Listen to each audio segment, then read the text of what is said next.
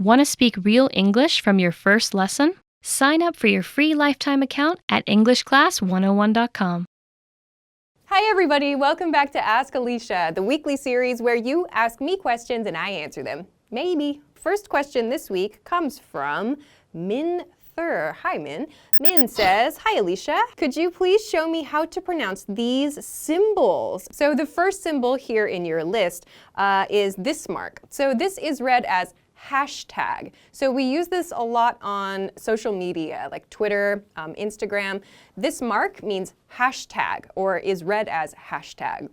If, however, you're reading it in like a phone number, it's read as the pound sign. So that's kind of a lesser used word for this symbol. In most cases today, we read this as hashtag. So this symbol is read as at or at mark. So we use this a lot on, again, Twitter or Instagram when we want to at somebody or when we want to contact somebody or tag them in something. So we call this the at mark, So this very short dash is called a hyphen. So I also just use the word dash. So actually, there are 3 dashes. There are 3 small lines that we use when we're writing in English. And actually, native speakers often don't know the differences between these. So the first one here, this shortest one, is called a hyphen. So we use this when we're connecting words. So for example, like extra crispy or free-for-all. We use hyphens to connect these small words together. The next longest dash is called an en dash, an en dash, is used when we want to, for example, mark like time periods. So for example, like 2002 to 2007. Instead of writing 2 in 2002 to 2007, we may use an en dash. So that's like this medium length dash, actually. The third kind of dash is the longest dash. This is called the em dash, em. The em dash is used for breaks in speech. So like when you're speaking and you stop in your speech and you want to make an extra point or you want to emphasize something, we set off that extra point with an em dash. We use em dashes when we want to make an extra point in a sentence, like to give an example, and we want to continue talking after that. So I just gave an example of that. When I said, like to give an example, that's sort of like extra information I want to add in the sentence. We can use em dashes on both sides of that to set it off in the text. Some people choose to use parentheses to do that. So that's actually the next item on your list, parentheses. So there are those 2 kind of like curved lines, parentheses. So the one that opens this way, this is called the open parentheses. We begin our parenthetical information with the open parentheses mark. The other side is called the closed parentheses mark. So these are called parentheses. The thing that looks like a dash or like a hyphen, but it's kind of low, that's called an underscore, You might also hear it called an underbar. So underscore or underbar. So another item from your list was this little star. This tiny little star is called an asterisk.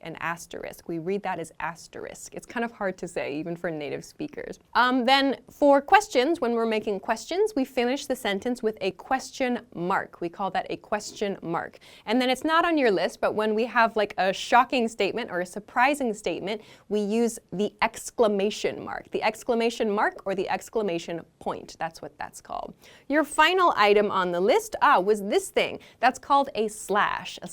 You can use a front slash or a back slash if you want to be very specific. But in most cases, just using slash is fine. So I hope that that helps you understand some very common marks that we use in our writing. So thanks very much for this interesting question. Okay, let's move along to your next question. Next question comes from Sophia. Hi, Sophia. Sophia says, hi, Alisha. What is the difference between farther and further, a lot of and lots of, for example and for instance? Okay, about your last 2 pairs, a lot of and lots of, they are the same.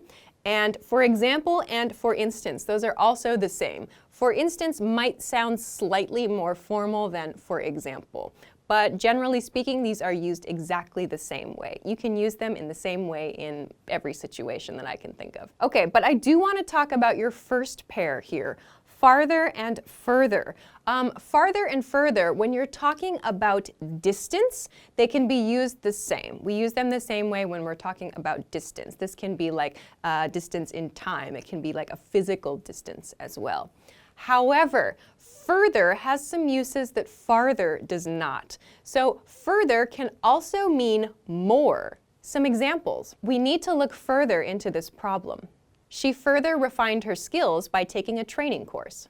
Further can also mean additionally. When it has this meaning, it typically comes at the beginning of a sentence or at the beginning of a clause. So, for example, we plan to make a new product this month. Further, we plan to sell 1,000 units in the first week. So that further means additionally or moreover there. So farther does not have this meaning. Further does. So this is one important difference. But remember, when you're talking about distance, you can use either. I hope that this helps. Thanks very much for your question. All right, let's move along to your next question. Next question comes from Nacho. Hi, Nacho. Nacho says, hi, Alisha.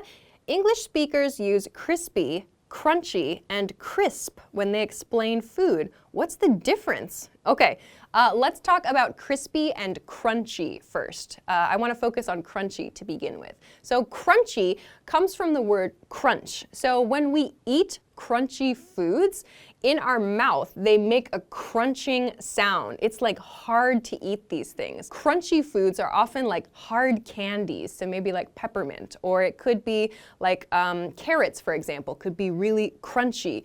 Nuts can be really crunchy. So when we eat them, we have to chew a lot, and they make a crunching sound in our mouth. That's a crunchy food. Crispy, on the other hand, is kind of like light crunchy. And crispy foods are foods that are like often fried foods. So like the outside part of something is crispy. So for example, like crispy skin on fried chicken, or like crispy potato chips, or crispy bacon. So these things aren't like noisy foods. They don't really make a crunching sound. Maybe it's like a light crunching sound when we eat them, but they have kind of a lighter feel about them. And they're often, yes, fried foods. These are crispy things. Crisp, then, refers to something usually like a fruit or a vegetable that is very fresh. So something that is crisp is like perfectly ripe. So like a crisp apple or a crisp pear. You could also use it to talk about like celery or again carrots. So something that's just right is crisp. We don't really use this word to talk about squishy things, so like berries or oranges or grapefruits. We don't use crisp to talk about those. Crisp is usually something that's solid. So when you bite into something that's crisp, you might hear like a nice like slicing sound. That's something that's crisp. Additionally, crisp is used to talk about like the weather or to talk about smells too. It's usually for something that's kind of fresh. When we use crisp to talk about the weather, it usually means something like a day that is kind of fresh, the air is very fresh and a little bit cold as well too. So this is crisp. So I hope that that helps you understand the differences between crunchy and crispy and crisp. Go forth and use them. Okay, thanks very much for the question. Okay, let's move along to your next question. The next question comes from Shahruz. Hi, Shahruz. Shahruz says, hi, Alisha. What is the difference between a few and few? Also, a little and little. Yeah, nice question. Okay, let's look at some example sentences to compare. First, the company bought a few computers. Second, the company bought few computers. Okay, so the first sentence in this pair sounds like a simple statement of fact. The company bought a small number of computers. That's what it means. If the speaker is really excited when they say this, like the company bought a few computers, maybe it sounds kind of positive. In general, it's kind of a neutral, just simple statement of fact, just information. The second sentence, however, the company bought few computers, can have a little bit more of like a disappointed or a negative feel. So yes, this sentence means the company purchased a small amount of computers, but it kind of has the feeling that like maybe the speaker wishes the company had purchased more computers. Like the company purchased few computers. So it sounds like there's a little bit of disappointment there. One more example. A few people attended the meeting. And few people attended the meeting. Again, in the first example, it kind of feels like a simple statement of fact. Again, depending on speaker intonation, like a few people attended the meeting, it could sound a little more excited, more positive, but generally it's kind of neutral. It's a simple statement. The second sentence here, though, few people attended the meeting, sounds kind of disappointed or a little bit more negative. So we see the same thing with a little and little. I made a little progress on my project today. And I made little progress on my project today. This is the same kind of idea. So I made a little progress on my project today is a simple statement of fact, and it can sound more excited, it can sound more positive depending on the speaker's intonation. The second sentence, I made little progress on my project today, sounds more disappointed, sounds more negative. So this is a very small point, I know, but it can kind of change the feeling of your sentence when you make the decision. So if you want to sound just kind of neutral, or if you want to have a little bit of a feeling of positivity, you could use a few or a little. If you want to use kind of a negative or disappointed feel, you can use no article there, few or little. Okay, so I hope that that helps you understand. Thank you very much for an interesting question. All right, let's move on to your next question. Next question comes from Gautam. Hi, Gautam. Gautam says, could you tell me the difference between that and which? Oh, yeah. Okay. So this is kind of related to a more advanced grammar point, actually, and not a lot of native speakers know the difference between these two. The difference between that and which, generally speaking, for kind of intermediate level learners, is that which is going to sound more formal most of the time. So we use that and which as relative pronouns. We can use both of these words to talk about people and to talk about things. But in more advanced grammar, when we're looking at relative clauses, which give us extra information about a noun, there are two types of relative clause, and depending on the type of relative clause, we choose a different pronoun. So there's a kind of relative clause that's called a restrictive, or some people call it a descriptive clause. This means it's information about a noun that is essential to understanding the noun. Like, we have to have this information in order to understand the noun. So an example is, the car that my mom bought is really fast. So here, the relative clause is that my mom bought. So we have to have this information in order to understand the car. If we don't have this information, we might not be able to understand which car the speaker is talking about. So for example, if I want to compare the car that my mom bought with the car that my dad bought, it's very important to clearly say, the car that my mom bought is really fast. The car that my dad bought is really big. I have to have that relative clause in order to communicate this essential information. So this is an example of what's called a restrictive clause, or a descriptive clause as well. When you're using a descriptive clause, you have to use that to show it. Then, on the other hand, when you're using a non-restrictive clause, or what's called a non-descriptive clause for some people, you don't have to use that. Instead, you use which. So an example of a non-restrictive clause is something like, this phone, which I bought 2 years ago, is really convenient. So here, my relative clause is, which I bought 2 years ago. So if I remove that from the sentence, my sentence becomes, this phone is really convenient. So it's grammatically correct, and I still understand which phone we're talking about. I still understand that from the sentence.